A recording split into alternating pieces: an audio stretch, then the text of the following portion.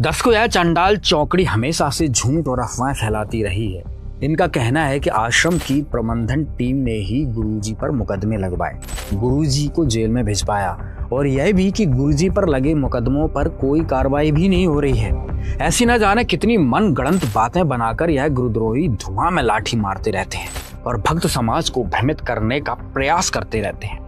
हालांकि इस वीडियो में इन गुरुद्रोहियों के झूठ का एक एक पर्दाफाश होगा। फिर भी वीडियो में आगे बढ़ने से पहले आपको यह जानकारी देना जरूरी है कि संत रामपाल जी महाराज पर लगे मुकदमों की वर्तमान स्थिति क्या है।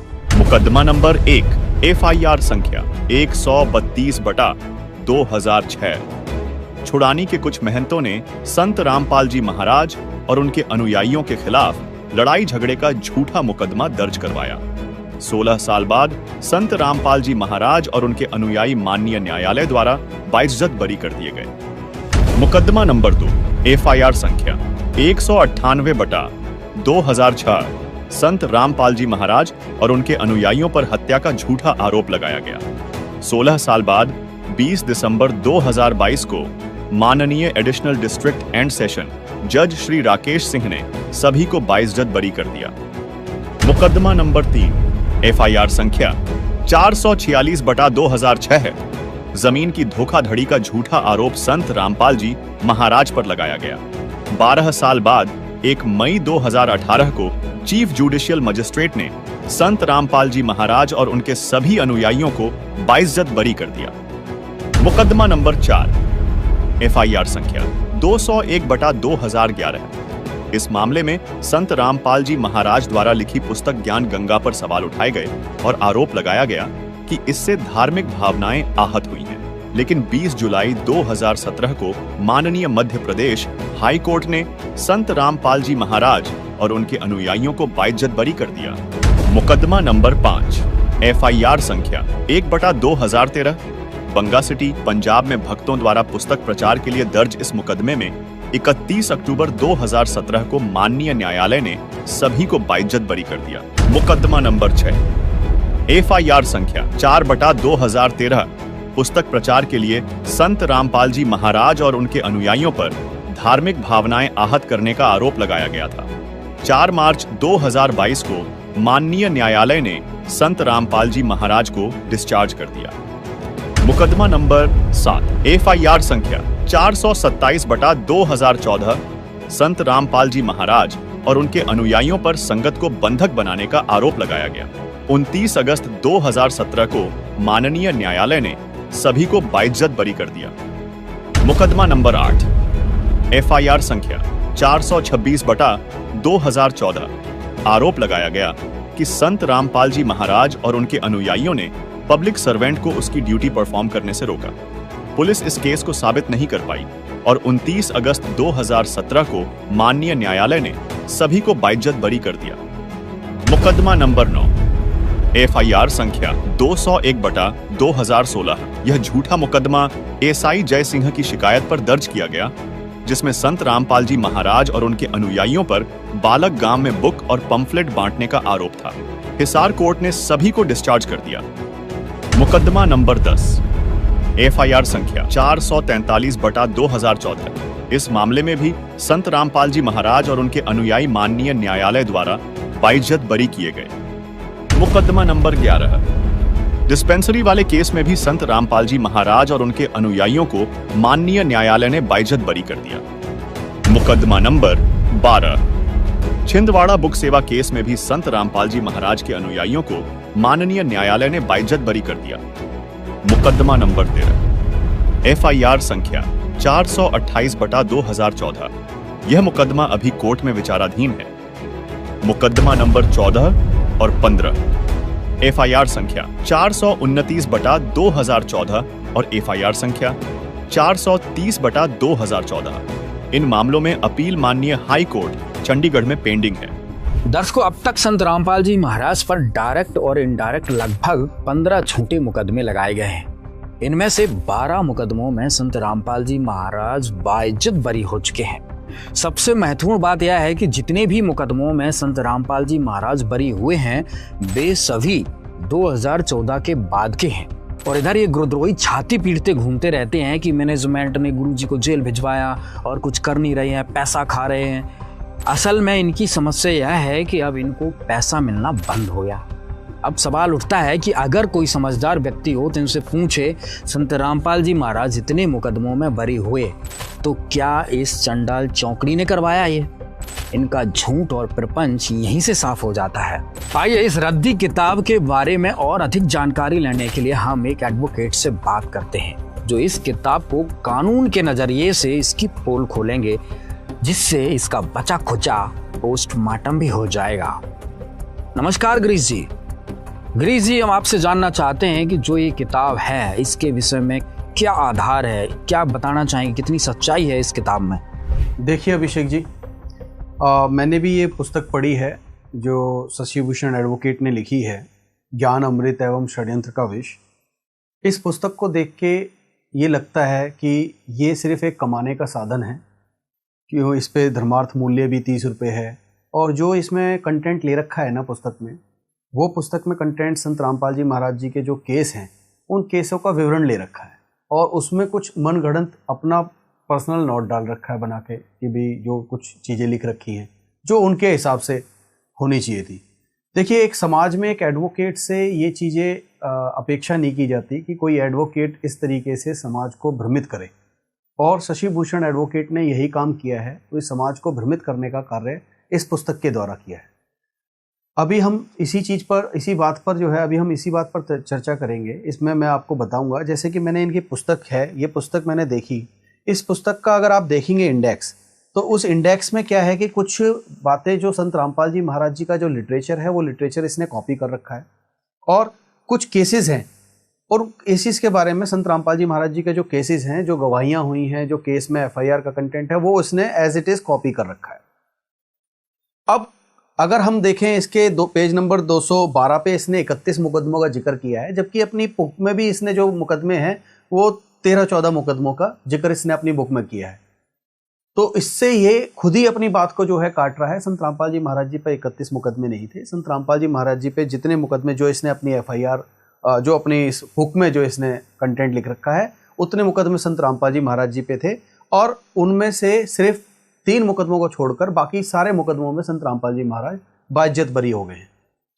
अब अभिषेक जी, इस बात पे थोड़ा सा मैं आपको बताना चाहूँगा कि जो मुकदमे अभी पेंडिंग है उसमें से एक ट्रायल चल रहा है और 2 में हमने हाई कोर्ट में अपील कर रखी है।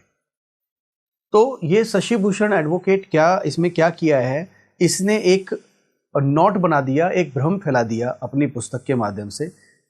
कंटेंट तो इसने वो रखा है कि एफआईआर की कॉपी रख दी, डिफेंस एविडेंस रख दिए, प्रोसिक्यूशन एविडेंस रख दिए, और एक नोट बना दिया जिसमें उसमें भ्रम फैला सके, जिसमें वो अपनी बात को लोगों के दिमाग में घर कर सके ताकि वो भ्रमित हों।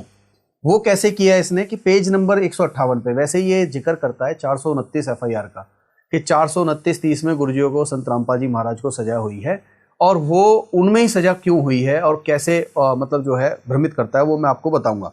कि 158 पेज पे इसने लिखा हुआ है कि शिवपाल जो मृतका सरिता का पति है के आवेदन पर न्यायालय ने 11/2/2016 को आदेश पारित किया कि ये संत रामपाल का अनुयायी है, और संत रामपाल के अनुयायियों को बचाने एवं पुलिस प्रशासन को अपनी पत्नी सरिता एवं अन्य मृतकों की हत्या के केस में फंसाने की मंशा से यह आवेदन दाखिल किए हैं, जो बेबुनियाद हैं और इनके आवेदन पर विचार करने योग्य नहीं है, इसलिए न्यायालय ने इनके आवेदन को खारिज कर दिया। अब यहाँ तक क्या है, ये कंटेंट को छुपा रहा है।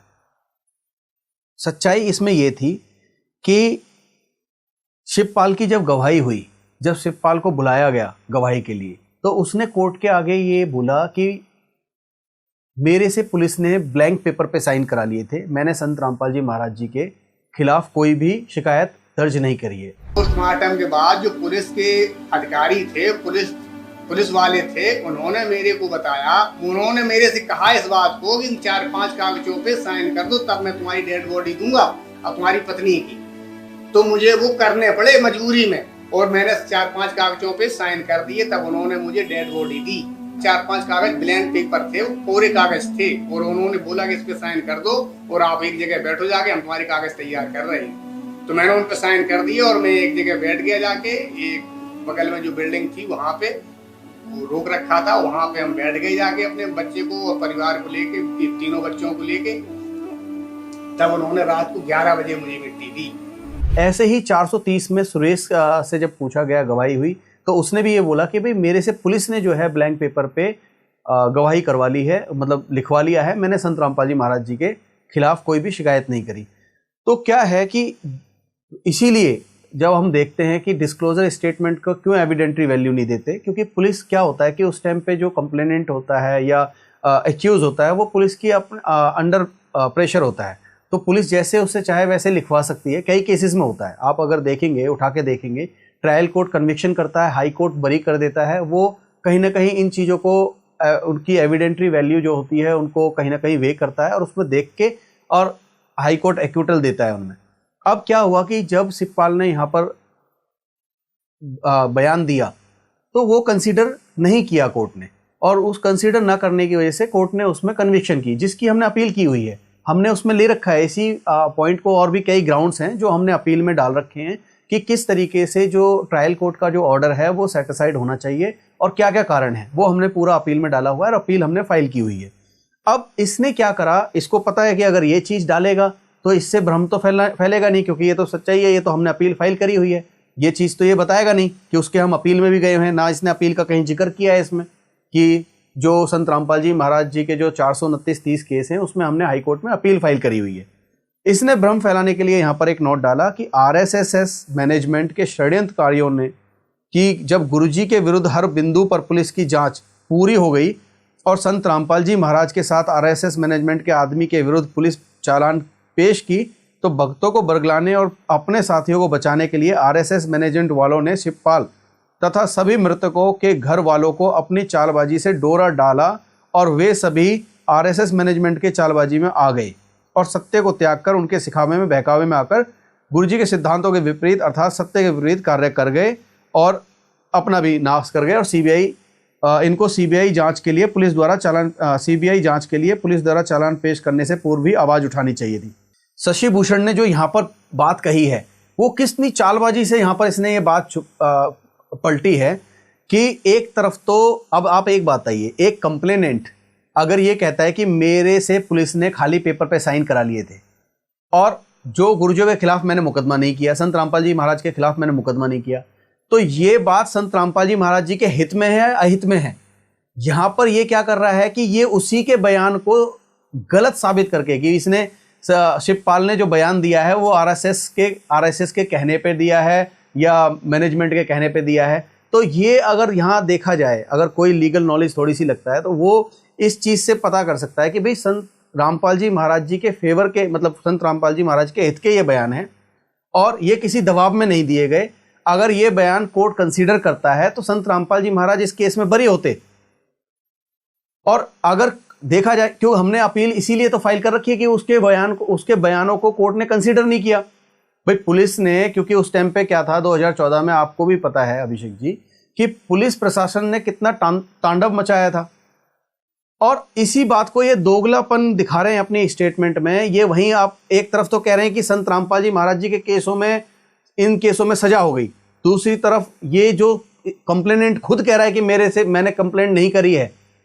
एक तरफ तो ये कह रहे हैं कि भक्तों ने कंप्लेंट करी है और एक तरफ जो कंप्लेनेंट खुद कोर्ट के आगे बयान दे रहा है कि मैंने कंप्लेंट नहीं करी है। ये दोनों ही बातों में कंट्राडिक्शन पैदा करके और संगत को बरगलाने का काम इसमें ये कर रहे हैं।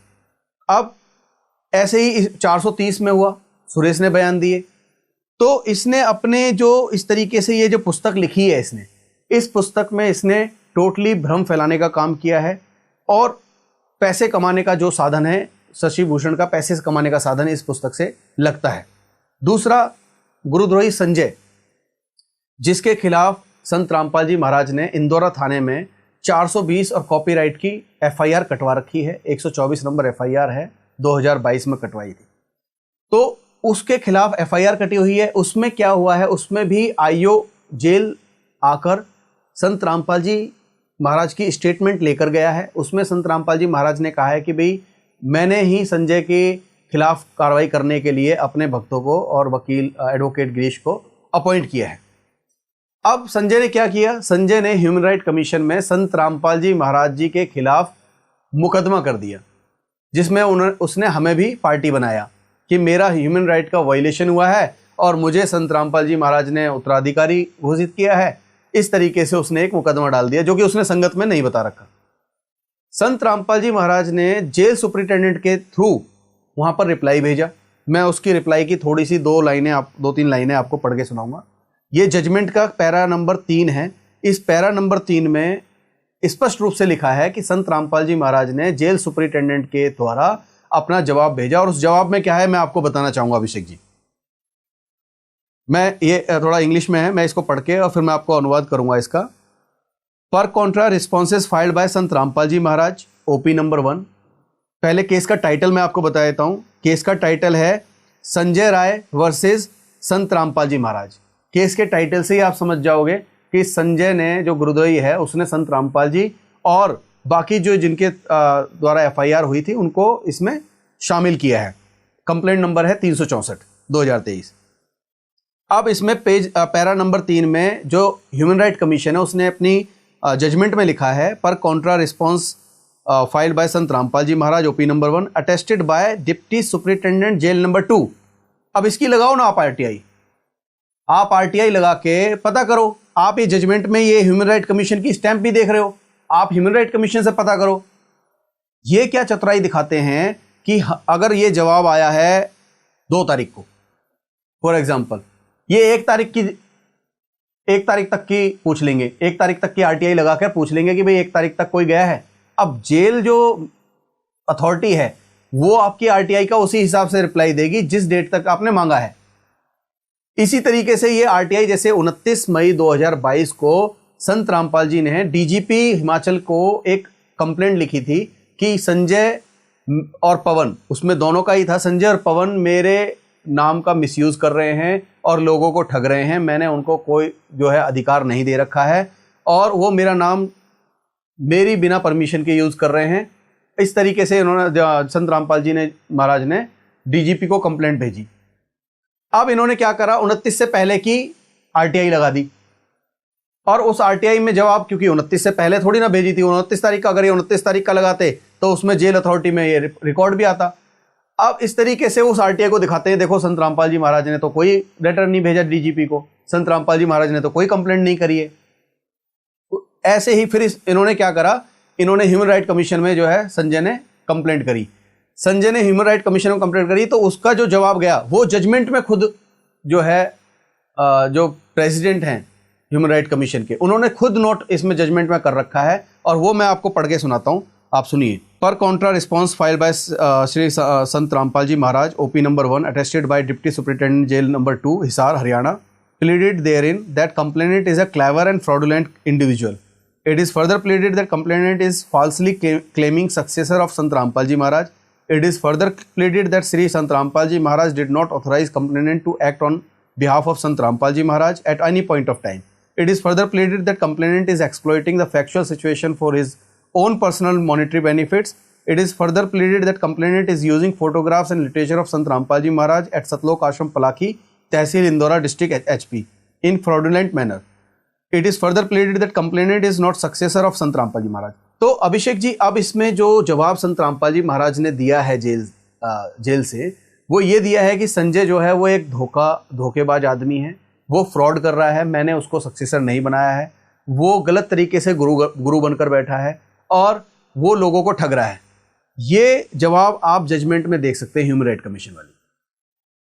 और शशि भूषण जो है जिसने ये पुस्तक लिखी है, उसने जो कंटेंट है वो मैनिपुलेट करके डाले हुए हैं, इधर से कॉपी करे और मैनिपुलेशन डाली हुई है कि ताकि लोगों में भ्रम फैले.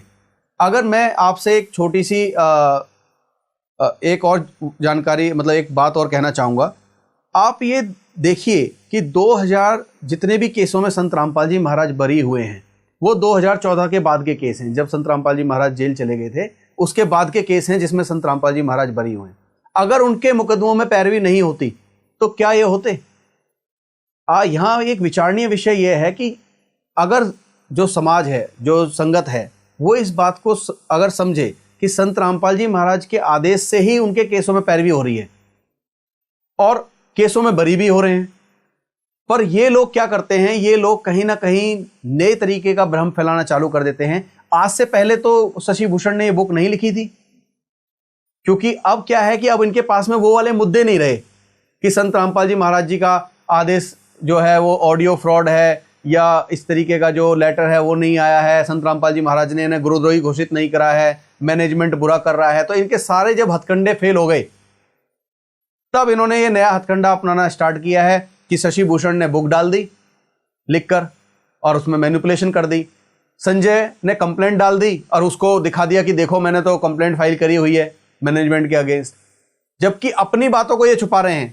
पवन है, पवन ऑडियो बना के डाल देता है, ठीक है। पहले वो कहता था, जो पहले ऑडियो आती थी उनकी, वीडियो आती थी, उसमें पवन कहता था कि भाई पैसे देने की जरूरत नहीं है, कोई दान देने की जरूरत नहीं है। पर कुछ समय बाद क्या हुआ, खुद पैसे मांगने लग गया, लोगों से पैसे मांगकर ठगे उसने, और इसी के चलते उस पर मुकदमा भी है हिसार कोर्ट में 420 का।